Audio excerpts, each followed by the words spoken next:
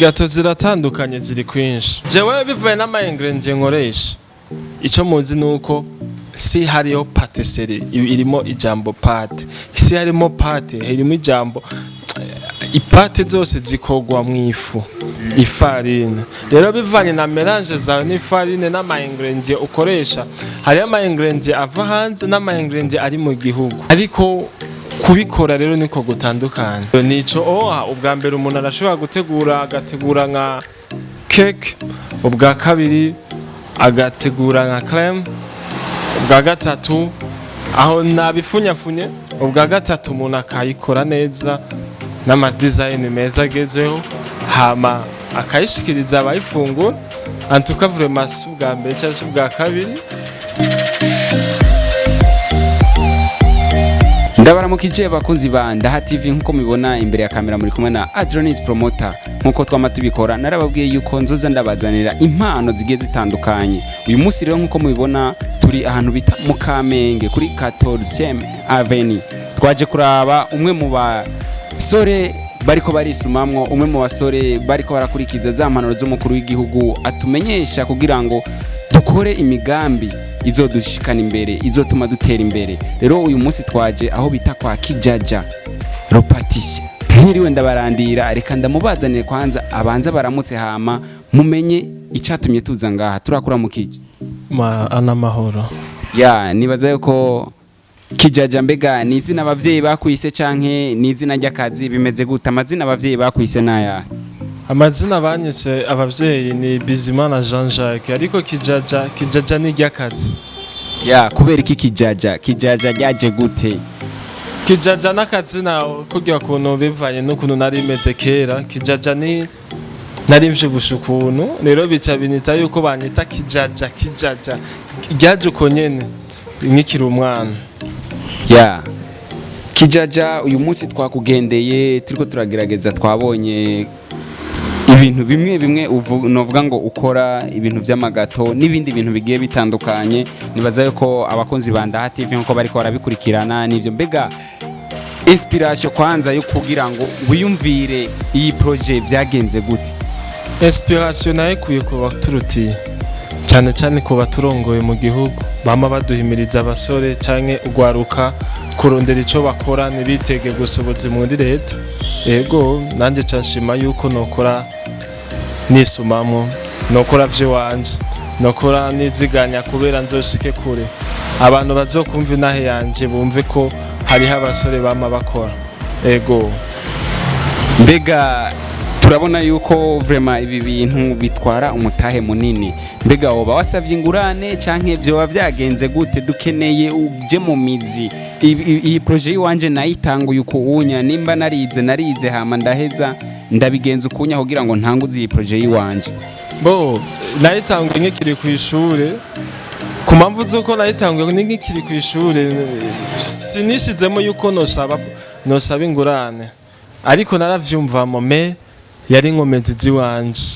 Ndarondera gushika naho gushika kuri uno munsi. Ego nagiye ndagura ivyuma bimwe bikenewe, ivyo natuma hanze, ivyo nagurira ino nyene mu gihugu. Ariko icamfashije cyane nari mfise umuryango unshigikira cyane, nico cyonyene. Nta bindi birefu ngo narageze ingurane, narageze gusa ico nakoze nari mfise icyumviro cyo gushika kure. Ego ya mbega ibi bintu byanye novuga ngo bijanye n'amagato, kubera ko benshi mu Barundi mbere n'abanyamahanga novuga ngo gato bayibona kujya nyene we wayikoze ukayizana kujyanya. Mbega nayahema produit novuga ngo ukoresha kugira ngo do azede uvuga ati ninatangura ukuwunya ndaza guhereza kuri iki kugira ngo ndabazanira ikintu kimeze neza, ca kintu nyene mushira mu kanwa mu kumva ati ikintu gifisa kanovere, kuko turazi ngene bakora imikate, ifarini, biki. Bon, mbega gato yoyo bimeze gute?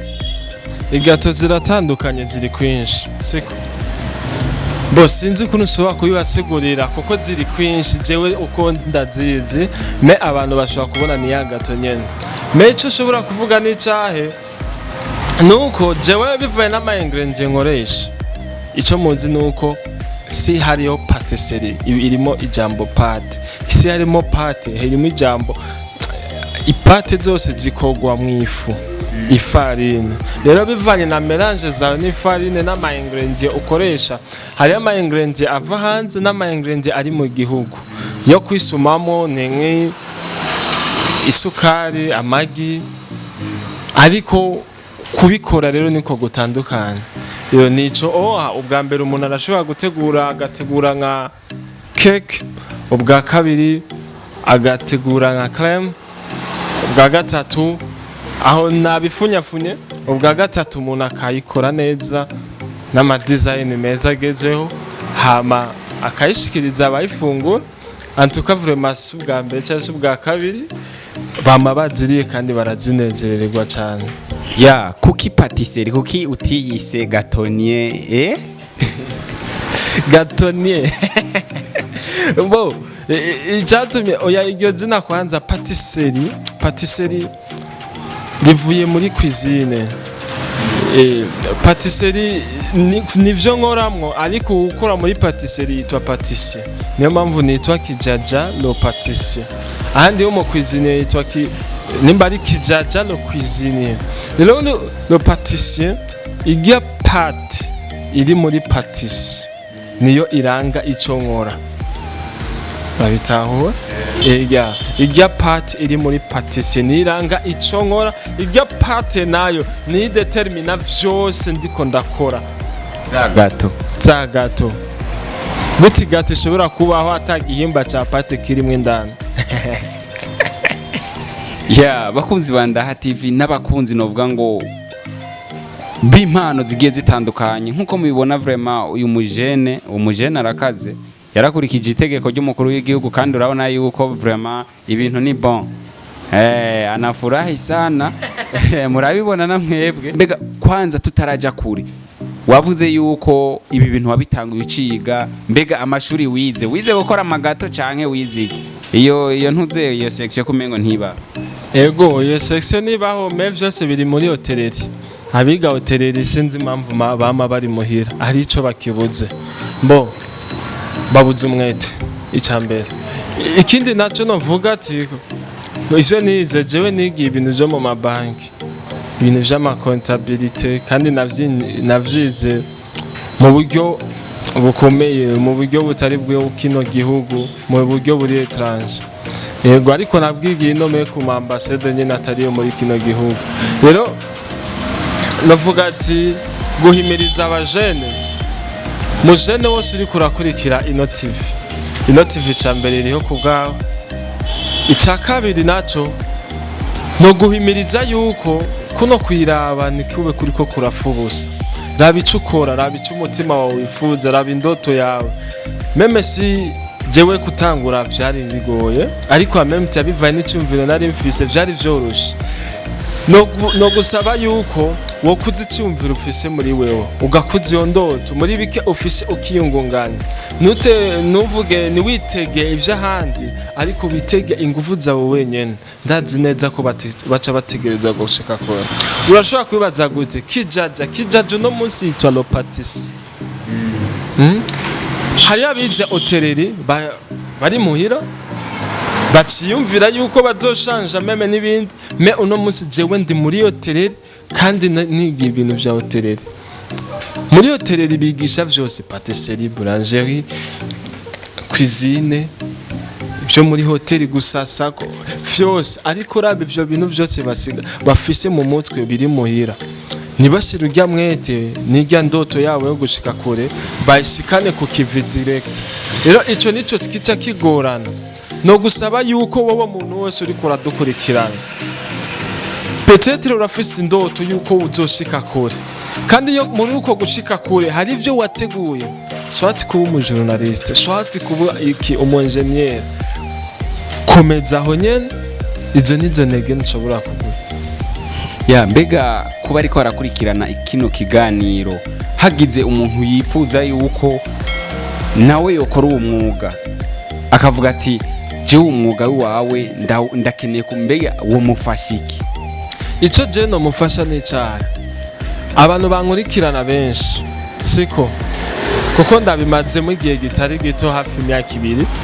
Abantu bankurikirana benshi barabizi yuko nabemereye yuko igihe jewe nzoshika kure nzobwira école ya patisserie kandi n'ama certificat azoba ari azoshobora kumushikana ahandi hantu jewe ntashoboye gushika. Urumva rero nico nateguye, ariko subu uwo nigisha wese muri uno mwanya nuko mba ndamwizeye gukorana na jewe muri entreprise yanje. Ariko kuvuga ati ngo wige hama uca ugenda gukorera abandi vyongora aho gutanga, rero nico.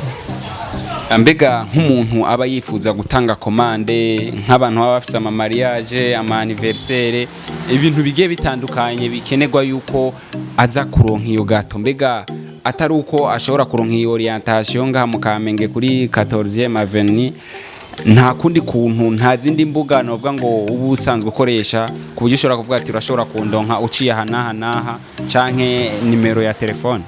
Ubuzima turimo nushobora kugenda udafise nimero ya telefone canke imbuga ngurukana bumenyi, kuko nico gituma kuba isi iri hafi yacu cyane guhura nabo mutohuye, siko KIJAJA le Patissier iko nyene ugyumva udahinduyemo n'akantu na kamwe, ushobora kurisanga kuri Facebook KIJAJA le Patissier, hariyo page zanje ziri harya, ushobora kurisanga nyene na page yiwanje bwite nkoresha yitwa KIJAJA John Jack Winnerman, ariko ako ka Winnerman n'igihe nari nkiri ubusore ubusore bwari bukimufashe cyane, gusa kuba naravyiyise nuko vyamfashije, nari umuntu w'intsinzi wo gutsinda igihe cyose, w'umuwina gusa, w'umuwinnerman.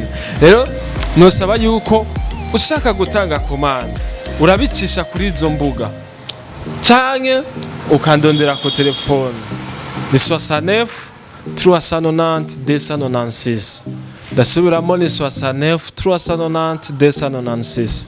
Ikindi naco nuko aha dukorera ni mu Kamenge muri Mirango kuri Katite musi yo kwanda mama.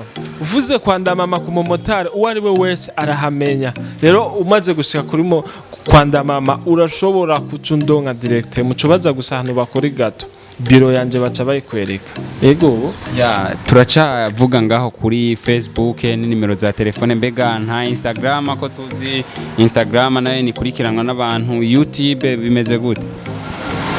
YouTube je sindashaka yuko nokoresha YouTube, sindabishaka cyane, ariko ndacategekanya ama video y'amagato menshi ndiko ndakora, ariko sinifuza nzocugurura ico gisata ninabona yuko namaze gukwiza ivyo negereza gukora, suko nokuru no munsi hamejo bakabona birazimye. Hama Instagram siri yuko bashobora kundonka, kuko kenshi bivaye n'akazi mba mfise nkoresha Facebook na WhatsApp gusa kenshi ni nimero isanzwe. Ya mbega nahahe hantu canke ni ke kintu keneye yuko gishobora kuba kugira ngo ibi bintu by'iwawe bimenyekane, mbere n'abantu bamwe bafise ububasha bashobora kugushigikira, kubera ko umugambi watanguje ntuteza imbere wowe gusa, urateza imbere igihugu. Nibaza yuko urarihikori ibi bintu byawe bifise ingene bishobora gushika ngaha anya biciye muri OBR, mbega niki kintu ushobora gusaba abadutwara bashobora kugufasha kugira ngo mbere nawe ni watera imbere uzuteza imbere n'abandi bigishe uwo mwuga? Bo umbajije ikibazo ciza cyane, kuva aho nagendeye ku maradio nibigeze ukimbaza bica binyereka yuko abantu bakora muri Ndaha TV babikora neza, bafise ubumenyi buhamise. Bo ico bashobora kubasaba no cyahe jewe bashobora kufasha kuba ndi hano mu Kamenge, nuko nakoreye igihe gitari gito ngaha mu Kamenge, kandi nuko hari inshuti nyinshi ngaha mu Kamenge, kandi nuko shaka kuzana iterambere aha mu Kamenge. Mu Kamenge niho hambere umuntu wa mbere ndahakora biciye mu mategeko, ivyo ibipapuro byose bikwiye, niho hambere ndihikoze. Sinzi ngabo baba bikora bakabikora binyegeje me, ariko ngaha niho hambere. Rero iyo ni terambere jewe nashimye kuzana premièrement muri quartier ndimo, muri quartier nakuriyemo. Ico naraja mu bakuru, ico nosaba abantu bariko baradukurikirana, nimbuzi yuko uri wo kumutakura mu Kamenge, mu Carama, Gihosha Gasenyi muri quartier nord ya Bujumbura za Bujumbura urashobora kunkurikirana kandi ukaneza imbere biciye mu kuntu jewe natejeje imbere Kamenge yacu quartier nord yacu. Izindi quartier zirimo abantu batahuye ibintu vy'uko vya patisserie me ini wacu barabitahura me benshi bagurira muri ville nibatahura yuko bajya bakora muri ville bava muri izi quartier nyene. Jewe nashimye kubishira hano nibo nosaba kuko leta jewe sinzi ico noyisaba cyane cyane. Leta noyisaba amahoro nico gusa jobora gusaba leta noyisaba amahoro hama igahimiriza cyane cyane guta abajene gukora twabo kuko jewe nimba naronse inspiration nyinshi nuko nayikuye kuba turongoye nico icyo ushobora gusaba cyane cyane mwebwe abantu mutanga amagato ndashobora kubabaza gute ushobora kuva mu Kamenge ukaja muri ville gutanga komande kandi usize KIJAJA le Patissier mu Mirango urumva kiratahuriza. Ndibaza muri ko muradukurikirana kandi ndazi neza muri ko muraraba amafoto bariko barabereka n'amavideo y'amagato nkora none mundabirizo gato muri ko murakora ese mubona zidatandukanye n'izo mubona muri ville. Ico nico kibazo ushobora kubaza rero nico ushobora kuvuga ati barashobora kuduteza imbere naje tukateza imbere. Ico mu ndoto jewe mfise indoto yuko atabajene benshi bo mu Kamenge cyangwa bo muri aya makartie yacu bazobura akazi mu gihe Spanaci zoba yarashitse kure siko benshi bari muhira benshi nibafise ico bariko barakora benshi niba na rêve bafise rêve yo bustar mais ivyo nibiriko birashika kure ariko ndafise indoto yuko noba kuzangabo bose mu gihe Spanaci zoba ikibinyemerera yuko iduka.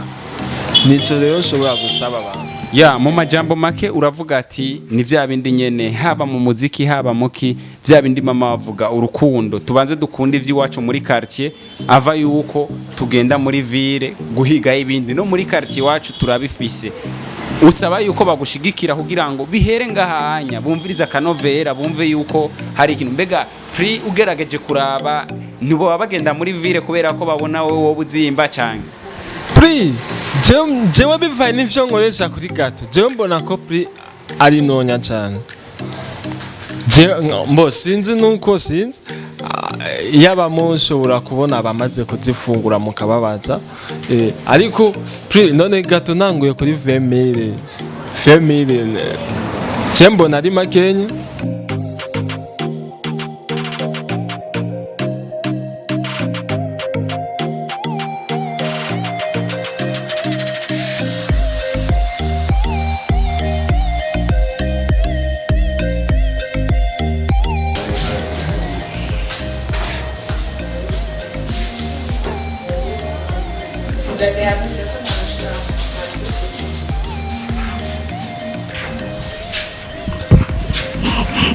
Turabaramukije umeze neza ego nitwa bande akazina kanyu nimba atari banga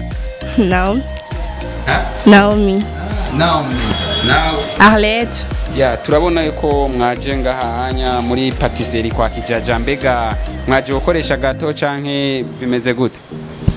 ejo nagize anniversaire naje gukoresha Gateau vraiment no munsi twaje gukoresha Gateau yuyu kubera arafise birthday. Mbega kuki wahisemwo kugurira Gateau ngahanya ukayikoresha ngahanya utagiye muri ville? Ni kubera twakuriye hamwe ashaka ateza imbere quartier yacu.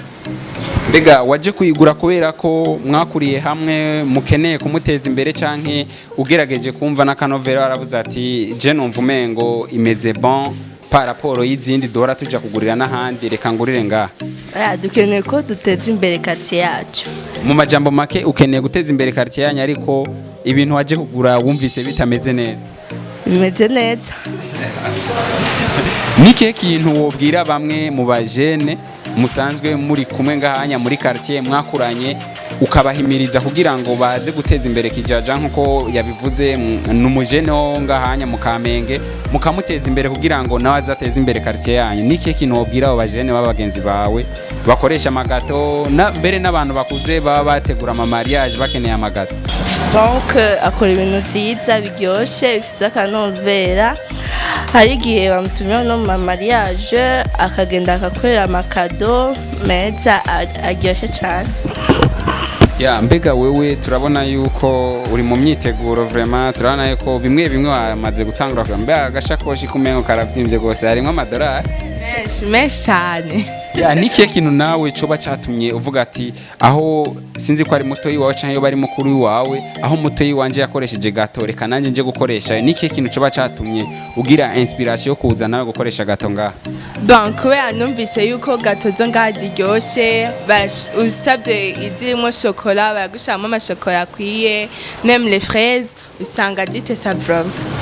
Nkuko namye ndabivuga muri bamwe babajene novuga ngo bakuriye ngaha muri quartier nyene ya Kamenge, murabona yuko bamwe mu gwaruka mwakuranye bariko baragerageza kwisumamo kugira ngo bateze imbere igihugu bongere bateze imbere quartier yanyu. Nakaye kajambo ushobora kumubwira ati ukabwira abagenzi biwawe n'abantu mbere bose baba ngaha mu Kamenge kugira ngo bamushigikire muri kino gikorwa yatangwe kugira ngo azashike imbere ashike indoto ziwe yongere ateze imbere quartier yanyu?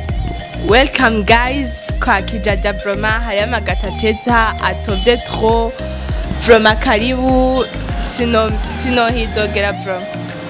Ya tubashimire. Merci nami.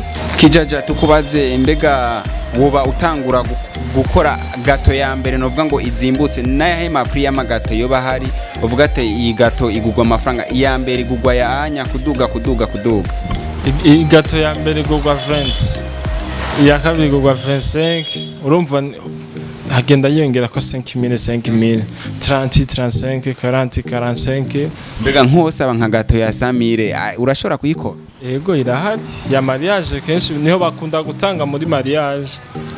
Mbega aha hantu aha ukorera mutangura gukora sangapi mukugara sangapi?